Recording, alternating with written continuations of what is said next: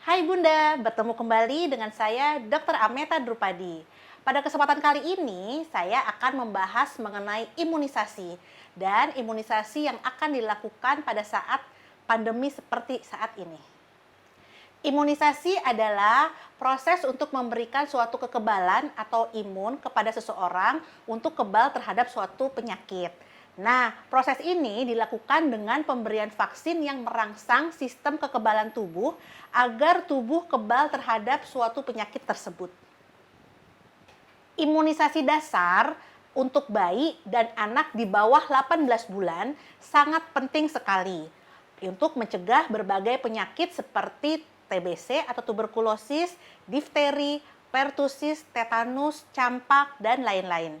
Jika anak tidak mendapatkan imunisasi dasar, dikhawatirkan dapat terjadi wabah terhadap suatu penyakit yang bisa menyebabkan sakit berat, cacat, bahkan kematian. Vaksin polio adalah vaksin yang diberikan untuk mencegah penyakit polio. Terdapat dua jenis vaksin polio, yaitu vaksin yang berisi virus polio yang tidak aktif, yang disuntikan ke dalam tubuh, atau vaksin yang berisi virus polio yang sudah dilemahkan, yang diberikan melalui tetesan melalui oral lewat mulut. Vaksin hepatitis B adalah vaksin untuk mencegah penyakit hepatitis B. Dosis pertama dianjurkan dalam 24 jam kelahiran, dengan 2 atau 3 dosis lagi diberikan setelahnya. Vaksin pentavalen yang berisi DPT, hepatitis B, HIV diberikan guna untuk mencegah 6 penyakit, yaitu penyakit difteri, pertusis, tetanus, hepatitis B, pneumonia atau radang paru, dan meningitis atau radang selaput otak yang disebabkan oleh infeksi kuman HIB atau Haemophilus influenza tipe B. Vaksin BCG atau Bacillus Calmette-Guerin adalah vaksin yang diberikan untuk melindungi diri dari penyakit tuberkulosis, yaitu penyakit infeksi yang terutama menyerang pada paru-paru. Vaksin PCV atau pneumococcal conjugate vaccine adalah vaksin yang mengandung bagian dari dinding sel bakteri Pneumococcus. Bakteri ini dapat menimbulkan penyakit infeksi yang berat seperti meningitis atau radang otak, pneumonia, dan infeksi darah atau sepsis. Vaksin MR atau vaksin measles dan rubella adalah pengganti vaksin MMR yang sudah tidak ada di pasaran. Vaksin ini diberikan untuk mencegah terjadinya penyakit yang disebabkan oleh virus campak dan rubella atau campak Jerman.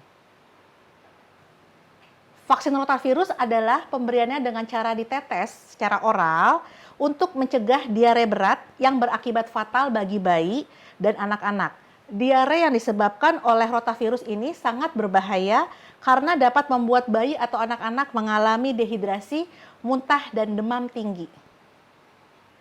Apabila imunisasi terpaksa ditunda, seperti pada saat ini terjadi pandemi, maka dianjurkan tidak lebih dari 1 bulan untuk segera disusulkan kembali untuk dilakukan imunisasi. Nah, pada saat COVID seperti ini, belum ada rekomendasi vaksin atau imunisasi untuk COVID-19. Lengkapi imunisasi buah hati Bunda sesuai rekomendasi dari Ikatan Dokter Anak Indonesia dan Permenkes untuk mencegah KLB maupun wabah penyakit. Pada saat baru lahir, bayi segera diberikan vaksin hepatitis B0 dan vaksin polio oral yang ke-0. Kemudian, pada saat bayi usia 1 bulan, bayi diberikan vaksin BCG untuk mencegah penyakit tuberkulosis. Dan ketika bayi usia 2 bulan, bayi diberikan vaksin pentavalen yang pertama. Pentavalen ini adalah kombinasi dari DPT, HIB, dan pertusis, ditambah dengan vaksin polio yang pertama.